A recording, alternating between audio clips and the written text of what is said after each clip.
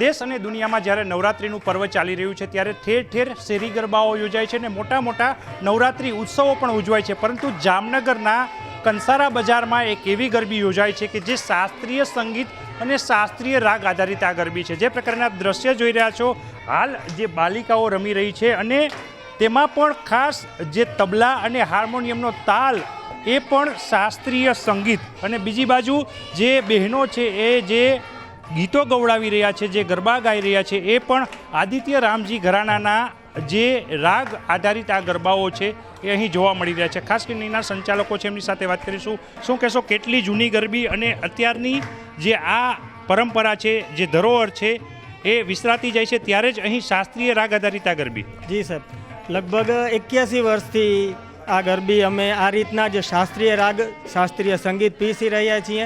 આભાર માનીએ આદિત્ય ઘરાનાનો અને એમના એવા માંધાતાઓનો, સંગીતના ખેરખાઓનો, પ્રવીણસિંહ બાપુ, અમારા ચતરંગદાસજી, અમારા બલદેવ ભટ્ટજી, અમારા ઇન્દુભાઈ ભટ્ટજી, આવા ઘણા બધા એવા ખેરખાઓ હતા, વનુભાઈ છાંટબાર।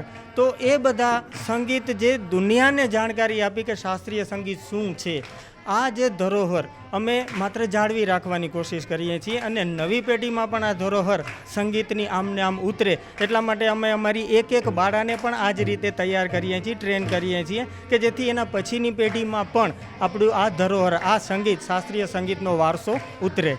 એક તરફ ધૂમ ધડાકા અને ડીજેના તાલ પણ હોય છે, ત્યારે અહીં શાસ્ત્રીય જે રાગ છે એ સંભળાય છે અને શેરીનું વાતાવરણ છે એ પણ પવિત્ર અને માતાજીના સાનિધ્યમાં। જી સર, ચોક્કસપણે કહી શકાય, કદાચ ઇન્ડિયામાં તો નહીં પણ પૂરી દુનિયામાં સંપૂર્ણપણે આ પ્રકારની ગરબી આપ નહીં જોઈ શકો કે જેમાં માત્ર ને માત્ર હાર્મોનિયમ, તબલા જેવા પ્રાથમિક વાદ્યોનો જ માત્ર ઉપયોગ થાય છે।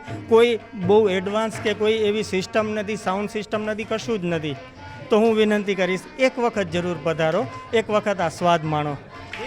સ્વાદ માણવા જેવો, કારણ કે જે શાસ્ત્રીય સંગીત છે હવે વિસરાતું જાય છે, ત્યારે વિશ્વમાં એકમાત્ર એવી ગરબી જામનગરમાં થઈ રહી છે કે જ્યાં 81 વર્ષથી શાસ્ત્રીય સંગીત અને શાસ્ત્રીય રાગ, જે આદિત્ય રામજી ઘરાનાનું જે આ સંગીત હતું, એ સંગીતના તાલે એમના જે ખેરખાઓ હતા, પૂરા વિશ્વને જે આ અંગે અવગત કર્યા, તેમના દ્વારા સ્થાપિત ગરબી આજે પણ અવિરત છે અને ત્યાં શાસ્ત્રીય રાગ આધારિત આ માતાજીની આરાધના થાય છે। આ ગરબી મારું કંસારા સમાજ દ્વારા સ્થાપિત કરવામાં આવી છે, મહાકાલી ગરબી મંડળ।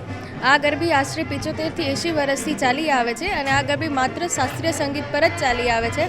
આમાં આપણે વાજિંત્રાઓનો ઉપયોગ કરીએ છીએ, તબલા, હાર્મોનિયમ, એ બધા। અહીંયા કોઈ લાઉડ સ્પીકર કે કોઈ માઇકનો ઉપયોગ કરવામાં નથી આવતો। હું આ ગરબીમાં આશરે 15 થી 16 વર્ષથી રહું છું અને આ ગરબી માત્ર શાસ્ત્રીય સંગીત કે જે આદિત્ય ઘરાના દ્વારા લખાયેલ છે અને આપેલ છે, એનો જ તો ઉપયોગ થાય છે આમાં।